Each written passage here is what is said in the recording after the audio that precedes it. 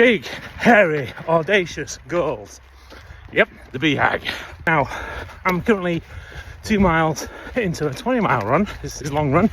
3 weeks out from doing my first marathon run, which is the London Marathon on the 27th of April. And why are you talking about BHAGs? Well, you know, I heard once that if your goals don't scare you more than your fears, then they're not big enough. And because they're not big enough, your fears will take over. But you gotta kind of find that happy medium where your goals are big enough that you know there's a chance you might not make them. Then you've got this opportunity to improve yourself. Because if the goals are too simple and you're sure to be able to make them happen, then it won't stretch you. You probably get bored in the process. So you gotta kind of find that happy medium where your goal is big enough that the chance you're gonna fail, but realistic enough that you know you just might do it. It's a bit like the bird in the tree. Now the little bird in the tree, first time it comes to fly, it's probably scared shitless, let's face it. Never flown before, but you know the parents, the mother bird, etc. is there encouraging that fledgling bird to kind of take his first leap. But there's a chance that first leap he'll fall, land on the grass or something else. There's also a chance that he'll fly. And even if he does fall and land on the grass, he's then got the courage to then pick himself up and try and take flight. Small little hops at first, and then giant leaps, bounds, and flight. So it's just a case of thinking about those when you're setting your next big, hairy, audacious goal. We'll come back probably about halfway in about 8 miles time, and I'll talk about my big, hairy, audacious goal. Speak to you soon. Okay, so just over halfway now, 15.2 kilometres, no, 16.2 kilometres done of this 32 kilometre run of 32.2. And yeah, where were we? So serendipity. I completely believe in serendipity because it seems that at the time, the things that you need kind of come towards you. Whatever you put out into the universe, you seem to attract what you need. Now, last year, after committing to do the 10k with Sarah and getting 3 months into my training, you know, February was hell, really, and March, by the time I got through to, it's like April, May, it actually started to become a bit easier. I started to enjoy the running. About that time, a couple of my friends was running the London Marathon, so the amazing health activator, Dr. Al Cappell, the amazing digital business accelerator, Mr. Chris Rowell, who also had a heart attack. Not during the London Marathon, but previously, and therefore he was running on behalf of the British Heart Foundation, raising funds for them. But another friend of ours, Moses Locker, who's an amazing mindset coach, coached, you know, arenas of thousands of people on behalf of likes of Tony Robbins, etc. He said, we should do that next year. I was thinking, yeah, not quite run a 10k yet, but it's starting to feel good, why not? Let's give it a go. Big hairy goals. Never had a marathon on my agenda in my entire life. I'd only been running for about 3 months. So obviously it's the most logical thing to do, right? Book yourself in for a marathon. So we applied, got on the ballot, and we didn't get in, which is fair enough. So a couple of months go by, and a friend of mine, Gabe, who you've heard me talk about on this before, he says, why don't you come and do the Milton Keynes Marathon with me? So on the 5th of May, he says, much smaller event, there's really good fun, and it's my birthday. Obviously I'm stuck on my birthday, that's the reason why I'm running the 10k last year for my wife, right? So I say okay, I apply, I get in, thinking great, this gives me about a year to train for my first ever marathon. So it's scary, never run a marathon before. You all know that being in secondary school I was given running as a punishment, and also the fact that I've asthma. So lots of scary things, but actually I was feeling really good for myself. I made 3 months so far without killing myself, which is always a good thing, and I can still breathe, which is a great thing. So here we are, on our way to do first marathon. Now, by the time we finished the 10k, me and my wife, we got an email from the organiser, the Jane Tomlinson Fund, saying, would you like to run the Rob Burrows Marathon, Leeds Marathon, which is on, well, and I was thinking, this is great. I said, give me a good connotation for running in my hometown, Leeds, rather than remembering it for punishment. And so I said to her and said yes, applied for it, got in, and I was thinking, great, 2 marathons. Then I looked at the date. Where's your check small print, right? and it's the 11th of May, literally 1 week afterwards.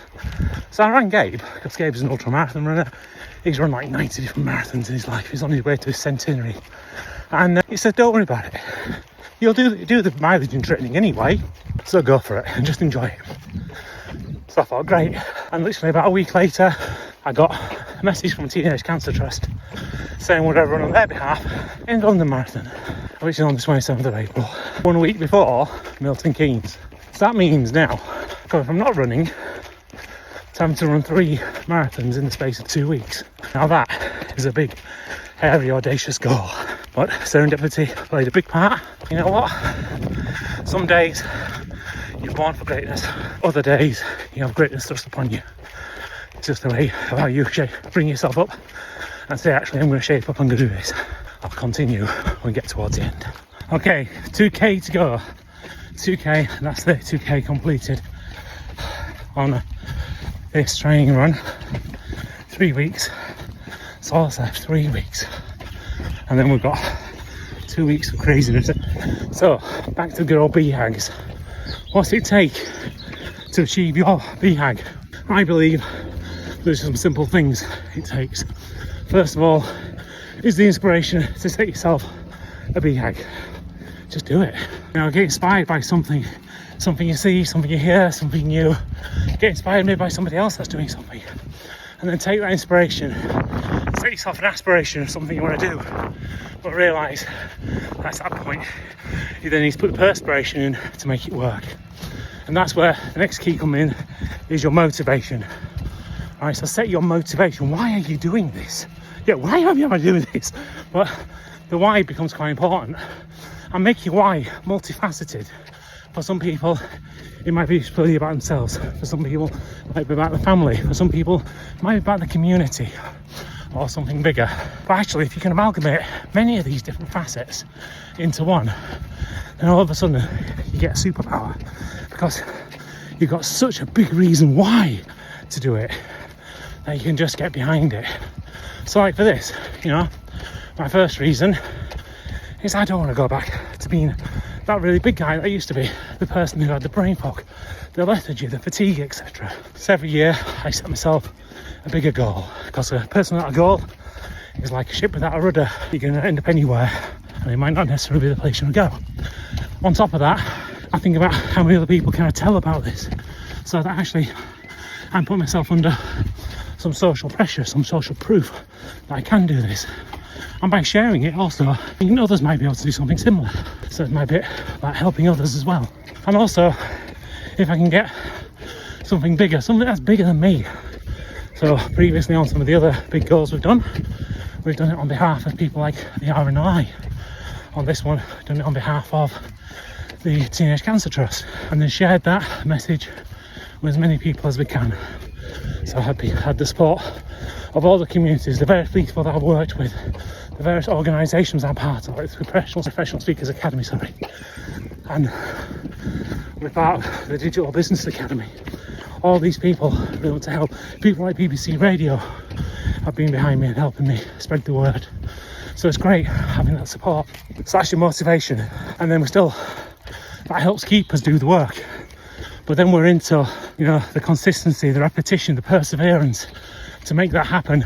You don't put the miles in, you don't put the effort in, you don't get the rewards. Whether that's running, whether it's cycling, whether it's walking, whether it's getting fit, whether it's building muscle, whether it's achieving any goal you have, writing a book, building a program, setting yourself career goals. You don't put the work in, you don't get the results back out. But it doesn't mean you have to do it all on your own. And that comes to the last two magic parts of my piece, which is down to knowledge and support. With knowledge, you can do anything, absolutely anything.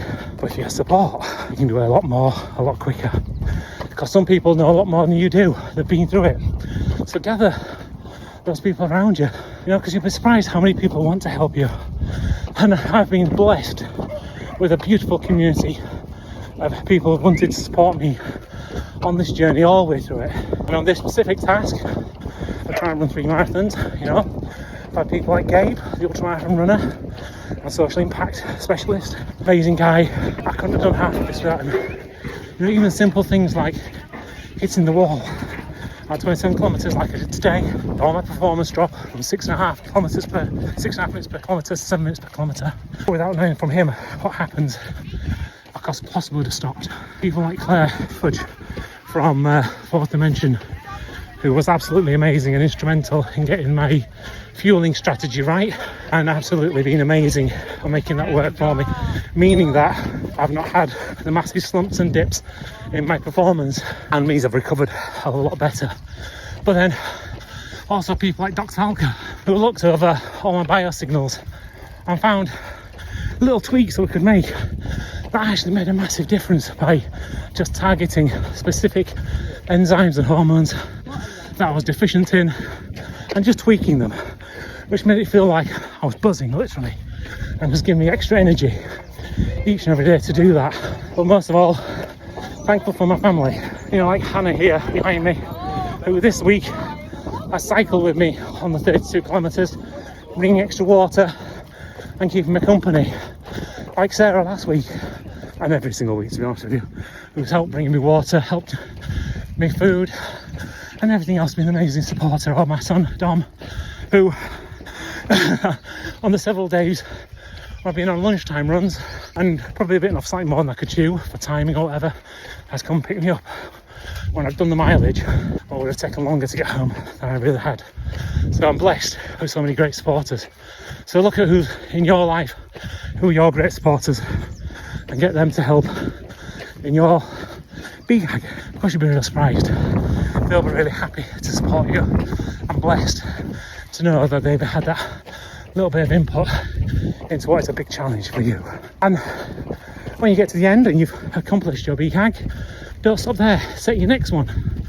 I'm already thinking what my next ones are, because in 6 weeks time I will have completed all 3 of the marathons, and I'll be needing to do the next thing so that I don't stop, so that I don't let my body go back into as it was, so I don't suffer with the fatigue and the lethargy, the brain fog, the overweight.